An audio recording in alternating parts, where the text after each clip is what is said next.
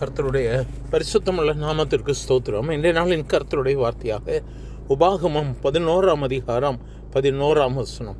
நீங்கள் சுதந்திரிக்கப் போகிற தேசமோ மலைகளும் பள்ளத்தாக்குகளும் உள்ள தேசம், அது வானத்தின் மலை தண்ணீர் குடிக்கும் தேசம். இந்த இடத்துல தேவனாகிய கர்த்தர் தம்முடைய ஜனமாகிய இஸ்ரவேல் ஜனங்களுக்கு கானான் தேசத்தை கொடுக்கும் பொழுது சொல்கிறார், நீங்கள் அந்த தேசத்தை சுதந்திரிக்கப் போகிறீர்கள். அந்த தேசம் எப்படி இருக்கும் என்பதை இந்த இடத்துல அவர் விவரித்து சொல்லிவிட்டு சொல்கிறார், அது வானத்தின் மழை தண்ணீரை குடிக்கும் தேசம். தம்முடைய பிள்ளைகளுக்காக தேவன் எவ்வளவு மேன்மையான ஒரு ஆசீர்வாதத்தை வைத்திருக்கிறார். நீங்கள் சுதந்திரிக்க போகிற தேசம் நீங்கள் விட்டு வந்த எகிப்து தேசத்தை போல் இராது என்று சொல்லுகிறார். என கருமையானவர்களே, நம்முடைய வாழ்க்கையிலும் நம் ஆண்டவராகிய இயேசு கிறிஸ்துவை ஏற்றுக்கொண்டு என் ஆண்டவர் தான் என் சொந்த இரட்சகர் என்று சொல்லி அவரை சார்ந்திருக்கும் பொழுது நாம் கடந்து வந்த பாதைகளில் இருந்து கர்த்தர் நம்மை மேன்மைப்படுத்துகிறார், நம்மை ஆசீர்வதிக்கிறார். தொடர்ந்து வேதம் சொல்லுகிறது, நீ விதையை விதைத்து அதை நீ நீர்ப்பாய்ச்சலான இருக்கிறது போல உன் காலால் நீர் பாய்ச்சுவார். எனக்கு அருமையானவர்களை, கர்த்தர் மேன்மையான ஆசீர்வாதத்தை அந்த இடத்திலே கொடுக்கிறேன் என்று சொல்லுகிறார். தேவனாகிய கர்த்தர் அது விசாரிக்கிற தேசம் என்று சொல்லுகிறார்.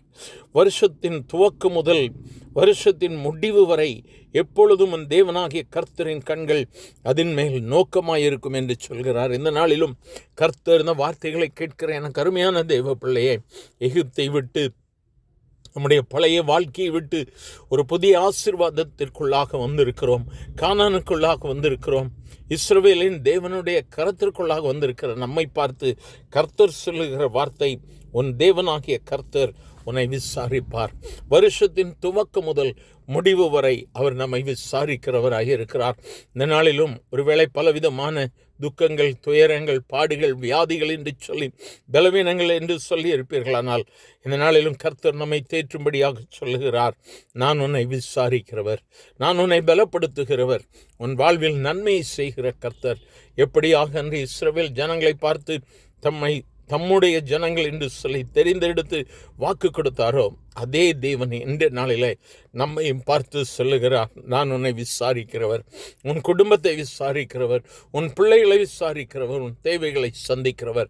அவரை நோக்கி பார்க்கும் பொழுது என்ற ஒரு வித்தியாசமான ஆசீர்வாதத்தை, அனுபவத்தை கர்த்தர் நமக்கு கொடுக்கும்படியாக அவரை நோக்கி பார்க்கலாமா? எங்கள் அன்பின் ஆண்டவரை, ஆசீர்வதிக்கப்பட்ட இந்த கால வேளைக்காக நன்றி அப்பா.